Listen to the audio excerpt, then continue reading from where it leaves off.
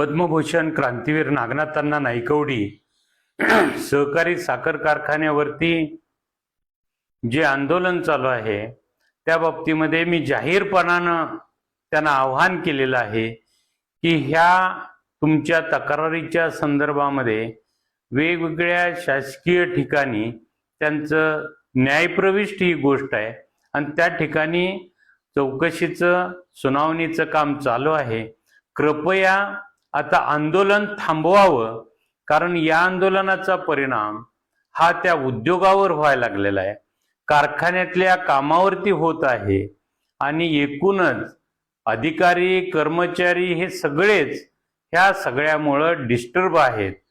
कारखाना कार्यक्षेत्रातील आणि गेटकेंचे ऊस उत्पादक शेतकरी हे सुद्धा यामुळं गोंधळलेल्या परिस्थितीत आहेत।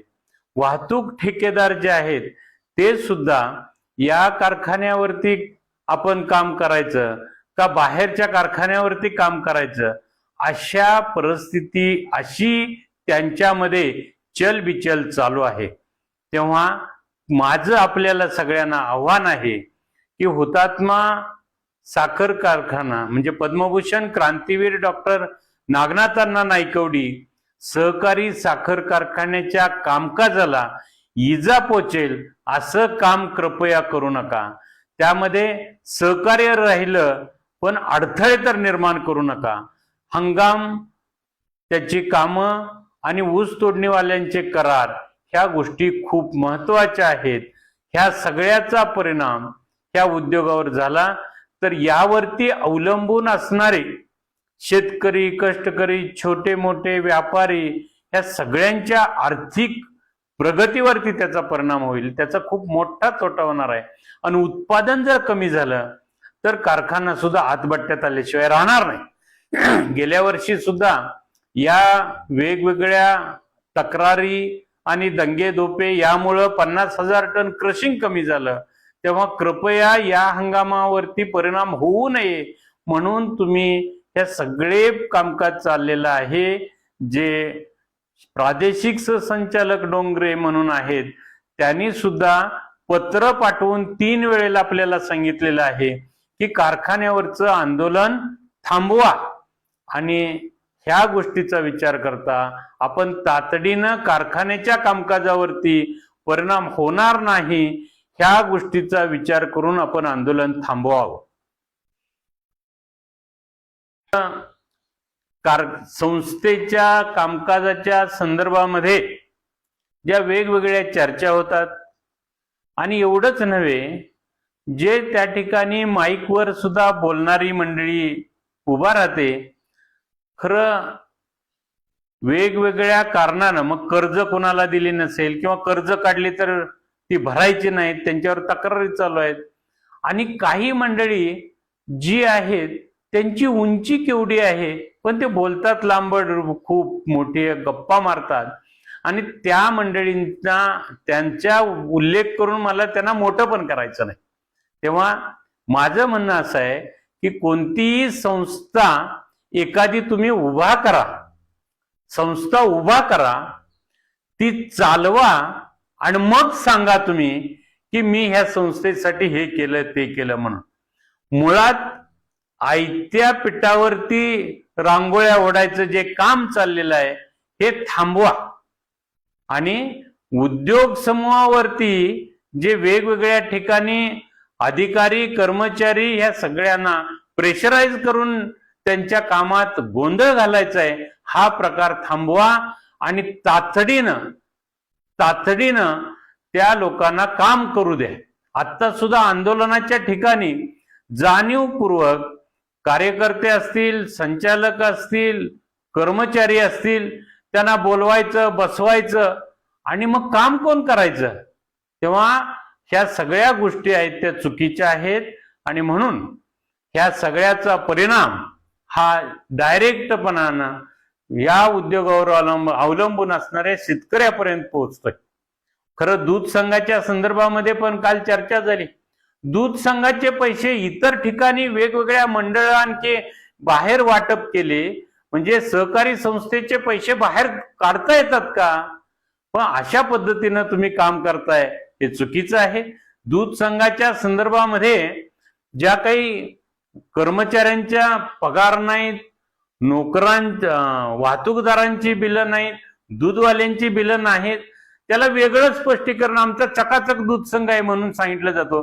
तुमची चकाचक इमारत किती आहे आणि काय आहे ह्याचे तुमचा डामडौल काय आहे, याच्यापेक्षा ज्यांची देणी आहेत ती देणी द्या.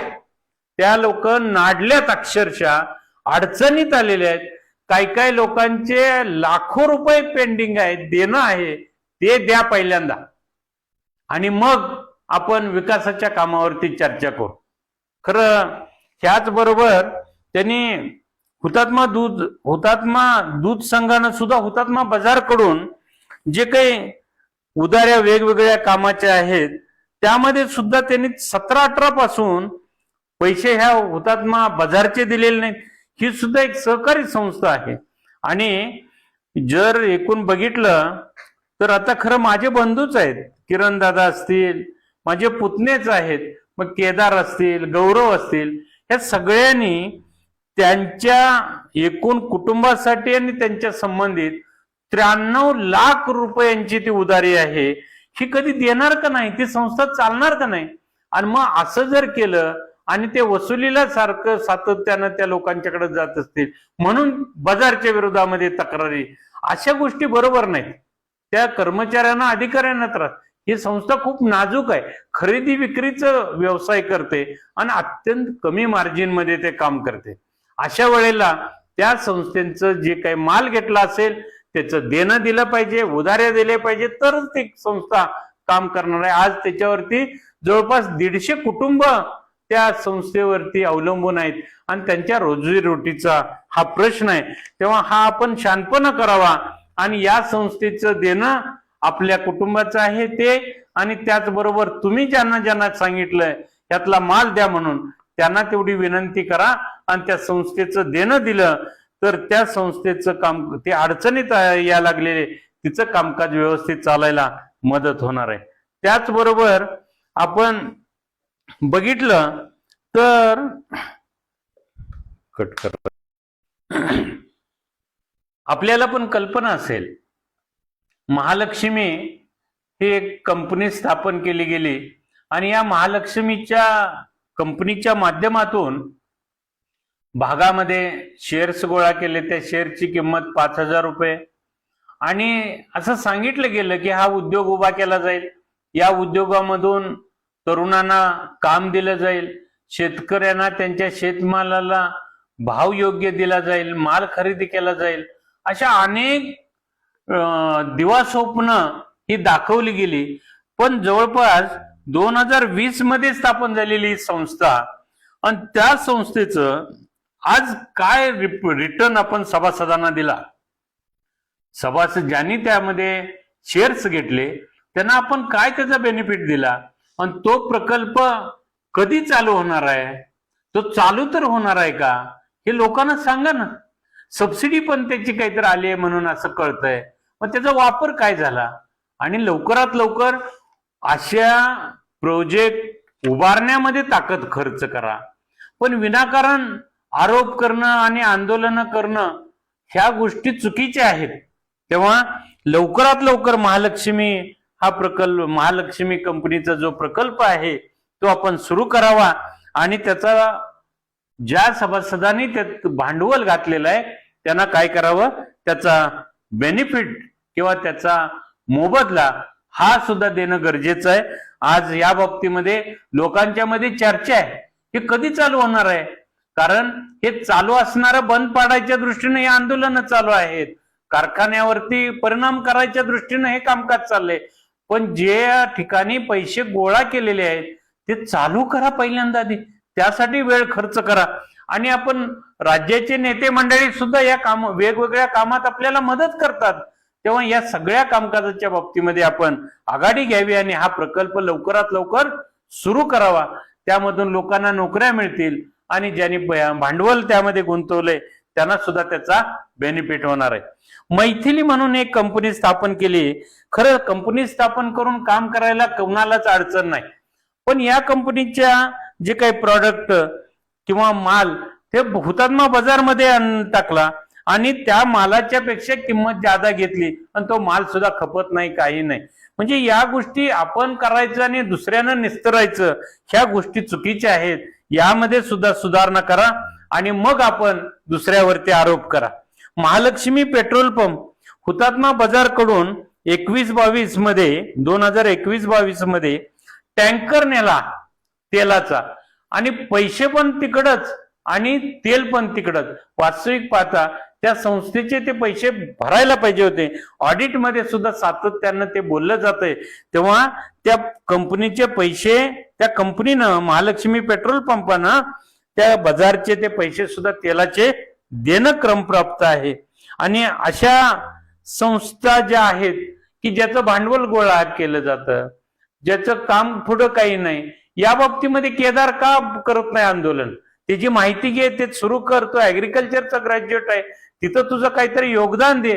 का ते चालू करायचं, काहीतरी नवीन उभा करायचं, ह्या गोष्टी अजिबात बघायच्या नाहीत. आणि आहे त्याच्यावरती बेमालूम आरोप करायचे. वर्तमानपत्रातून त्या उद्योग समूहाची एकूण म्हणजे आरोप करून लोकांच्या मध्ये गैरसमज निर्माण करायचा, ह्या गोष्टी चुकीच्या आहेत. आणि एकूणच बघितलं तर मग सहकारी संस्थेतले पैसे काढायचे आणखी वेगवेगळ्या ठिकाणी देणग्या आणि उधळपट्टी, ह्या गोष्टी नाहीत परवडणाऱ्या, आपल्याला परवडणाऱ्या नाहीत. आणि म्हणून या सगळ्या गोष्टी रोखायच्या दृष्टीनं मी प्रयत्न केला.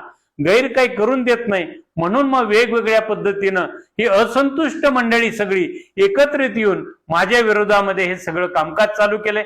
वास्तविक पाहता मला सगळ्या बाकीच्या सगळ्या गोष्टीपेक्षा शेतकरी आणि कष्टकरी आणि भागातल्या लोकांची आर्थिक उन्नती करायची आहे, यासाठीच मी आतापर्यंत काम केलंय आणि पुढे पण काम करत राहणार आहे. काम करणाऱ्याच्या मागच सगळं लागत असतं आणि जो काम करतो त्याच्यालाच बोलून घ्यायला लागतं. जो कामच करत नाही, जो उभाच काय करत नाही, त्याला बोलायचा काही विषयच राहत नाही.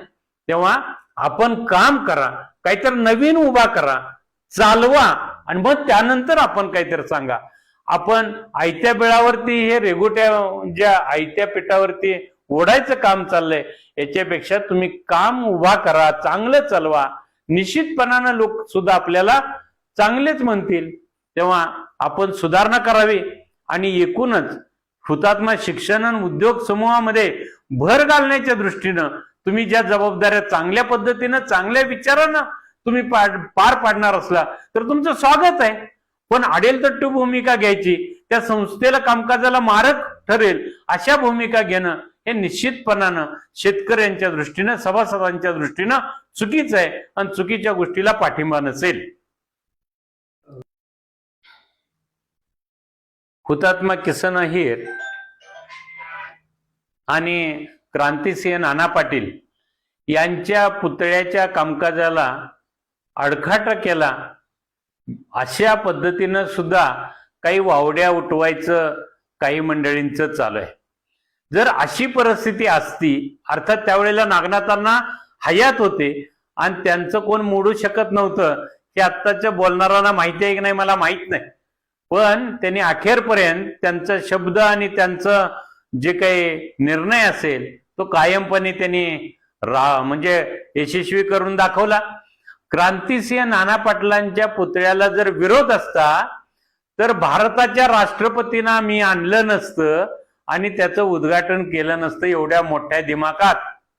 आणि त्या बाबतीमध्ये कुणीही काहीही चुकीचं बोलण्यात अर्थ नाही.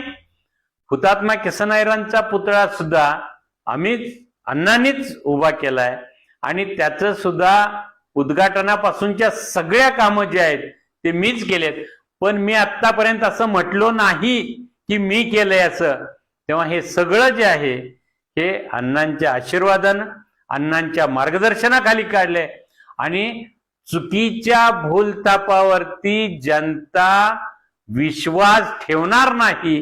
तुम्ही कोणत्याही प्रकारच्या भूलथापा मारू नका, त्याचा काहीही उपयोग नाही.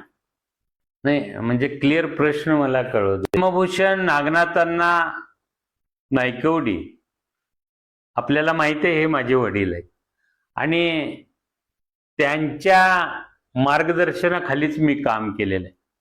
मी ज्या वेळेला कॉलेज संपवून कामकाजात आलो त्यावेळेला अनेक राजकीय मंडळींनी मी त्यांच्या पक्षात प्रवेश करावा आणि काम करावं अशा जाहीर स्वरूपामध्ये भूमिका मांडल्या.